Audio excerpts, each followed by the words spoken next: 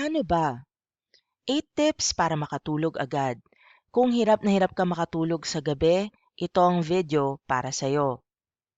Tip number 1, mag-set ng isang regular na bedtime routine. Ang pag-set ng isang regular na bedtime routine o oras kung saan ikaw ay matutulog ay makakatulong upang mapakonsistente ang oras ng iyong pagtulog. Parang tinuturuan mo yung body mo, yung katawan mo na kapag ganitong oras na ay aantukin na siya. Sa ganitong paraan, mas makakatulong ito upang mag-regulate ang iyong circadian rhythm, ang iyong body clock na nagkokontrol sa iyong pagtulog at paggising. Kung napansin mo na pag natutulog ka ng ganitong oras ay nagigising ka ng ganitong oras, yun ang natural na body clock ng ating mga katawan na even if nasa ibang lugar tayo, ganun pa rin ang paggising at pag-antok ng ating katawan. That's called the circadian rhythm.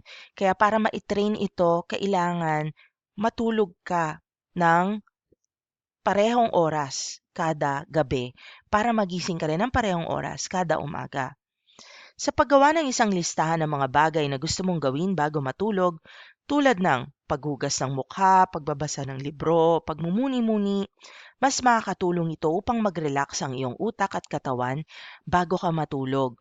So kung ang dahilan kung ba't di ka makatulog ng set time every night is because umiinom ka ng kape bago ka matulog, syempre iwasan ang gawin ito. Mag-decide kung ano ang iyong nighttime ritual at subukang sundin ito ng at least 2 linggo para matrain yung katawan mo ng habit ng nighttime routine at parehong oras ng pagtulog. Tip number 2, iwasan ang caffeine at nicotine sa mga oras bago matulog. Ang caffeine at nicotine ay stimulants na maaaring magpahirap sa pagtulog. So hindi lang kape, pati paninigarilyo o vaping ay hindi rinarekomenda kung gusto niyo makatulog ng maaga. Kung kakain ka ng mga pagkaing may caffeine tulad ng kape, tsaa o mga energy drink, o nagyoyosi at nagve-vape, mas magkakaroon ka ng mas mahirap na pagtulog. Subalit kung kailangan mong uminom ng kape o tsaa sa loob ng araw, subukan mong magbawas o iwasan ang mga ito sa mga oras bago matulog. Siguro mag-set ka ng oras na, okay, pag paglagpas na ng 6 p.m., hindi na ako maninigarilyo o di kaya ay magkakape. Tip number 2, iwasan ang caffeine at nicotine sa mga oras bago matulog para mas makatulog ka na mahimbing. Tip number 3, mag-exercise sa araw. Ang regular na pag-exercise ay nakatutulong upang magpababa ng stress hormones tulad ng cortisol at nagbibigay sa iyong katawan ng physical exertion o papaguring ka nito. Sa pamamagitan ng pag-exercise, mas makakatulong ito upang mabawasan ang iyong stress at anxiety at matulungan upang mas mahimbing kang makatulog sa gabi. Kasi kapag hindi ka stressed, hindi ka anxious, nagkaroon ka ng endorphins, and if napagod ka throughout the day, pansinin mo, mahiga ka lang, tulog ka na.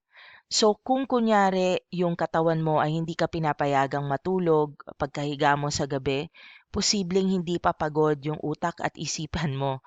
And posibleng kailangan niya pa ng ehersisyo. So wag kang mag-ehersisyo bago matulog, mag-ehersisyo sa umaga o midday para pagdating ng gabi ay pagod ka na at gusto mo na magpahinga at matulog. Tip number 4, mag-relax bago matulog. Subukang mag-relax bago matulog sa pamamagitan ng pagsasagawa ng mga yoga o breathing exercises o pagpapakinggan ng mahinahon na musika. Kasi minsan kaya tayo hindi makatulog agad ay dahil isip tayo ng isip ng ating mga problema. Kaya kailangan pagpahingahin din ang ating utak bago matulog. Isa na rito ang meditation at pati na rin ang pagkinig sa music. Sa pamamagitan ng mga gawain na ito, mas makakatulong ito upang magbaba ng iyong blood pressure at heart rate at magpahinga ang iyong utak at katawan. Tip number 4, matutong mag-relax bago matulog. Huwag masyadong isip ng isip ng mga problema dahil kung gagawin mo ito, talagang hindi ka makakatulog ng mahimbing at ng mabilis. Tip number 5, kumonsulta sa isang doktor. Kung nahihirapan ka pa rin sa pagtulog, even with tips number 1 to 4, Maaaring dapat mong magpakonsulta sa isang doktor upang malaman kung merong ibang mga sanhi ito. Maaaring merong underlying medical condition tulad ng sleep apnea, restless leg syndrome, anxiety, o iba pa na nangangailangan na ng medical treatment. Kung ikaw ay may depresyon, meron kang general anxiety disorder, meron kang restless leg syndrome, sleep apnea, talaga mahirapan kang matulog. And habang tumatanda tayo, nahihirapan din sa pagtulog, no? Kaya kung kokonsulta kayo sa isang doktor, posibleng makapag-prescribe siya ng mga gamot o ng mga supplement tulad ng melatonin o di kaya for sleep apnea, baka meron siyang machine na pwedeng mairekomenda sa'yo. Kaya better mag-consult sa isang sleep doctor. Yan, meron talaga pong doktor na espesyalista sa pagtulog.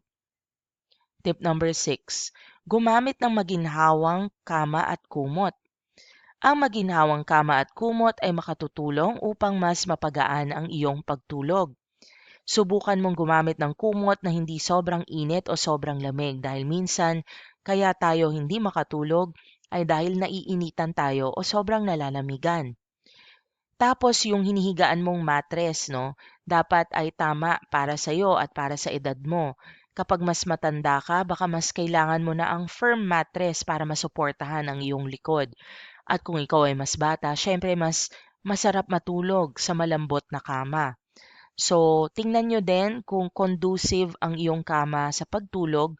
Kung may mga surot ang kama ninyo, baka ito isa sa mga dahilan kung ba't hindi kayo makatulog. Kailangan palitan na ang inyong kama kasi hindi mabilis mawala ang mga surot.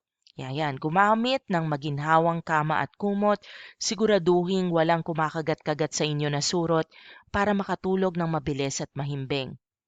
Tip number 7, magbawas ng ingay at ilaw sa kwarto. Ang ingay at ilaw ay maaaring makapagpahirap sa iyong pagtulog. Subukan mong magbawas ng ingay sa paligid tulad ng pagsara ng mga bintana o pintuan o paggamit ng mga earplug. Magdagdag din ng curtains o blinds upang mapigilan ng liwanag mula sa labas na makapasok sa kwarto mo. Pero meron din mga tao na ayaw naman ng sensory deprivation o yung walang ilaw at walang naririnig. Isa na ako sa mga taong yon. Mas mahirap sa akin ang makatulog kung completely walang ingay dahil nakakabingi para sa akin ito. Sa ganitong dahilan, kung ito ang dahilan kung ba't di ka makatulog, maaari kang magkaroon ng small nightlight kung takot ka sa dilim and makinig ng music para makatulog o ng white noise. Ako, for example, I listen to YouTube videos at ang bilis-bilis ko makatulog kapag nakinig ako ng mga YouTube video. So, depende rin yan sa inyo kung gusto nyo ng walang-wala kayong naririnig o kung importante sa iyo na meron kayong naririnig para makapag-relax ang inyong isipan. Tip number 7, magbawas ng ingay at ilaw sa kwarto bago matulog. And tip number 8, iwasan ang pag-check ng cellphone at paghawak nito bago matulog. Ito talagang pinaka-importanting tip. Ang pag-check ng cellphone o paggamit ng iba pang mga gadget bago matulog ay hindi makakatulong sa iyong pagtulog. Ito ay dahil ang mga ito ay naglalaman ng blue light na nakakaapekto sa iyong circadian rhythm at nagpapahirap sa pagtulog mo. Subukan mong iwasan ang pag-check ng iyong cellphone o paggamit ng iba pang mga gadget sa loob ng 30 minuto bago ka matulog. Kasi posibleng ma-misinterpret ng katawan mo na maliwanag pa sa labas dahil nga nakikita niya yung brightness ng cellphone screen mo. Kung hindi mo talaga maiwasan na huwag gamitin ang iyong cellphone bago ka matulog, maaari naman na gamitin mo ang dark mode para yung eyes mo ay maisip na okay, gabi na, no? At oras na ng pagtulog. At kung hindi naman ito gumana, ilayo mo ang pag-charge ng cellphone mo. Ilagay mo ang charging battery mo sa inyong sala para maiwasan ang pagkalikot mo sa cellphone mo habang nagiintay ka ng antok.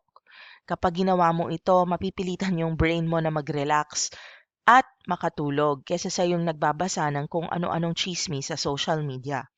Tip number 8, iwasan ang pag-check ng cellphone bago matulog. Huwag matulog ng katabi ang iyong cellphone. Maraming salamat sa pagnood. For topic requests and shoutout requests, please like this video, subscribe, and leave a comment down below. Maraming salamat and see you in our future videos.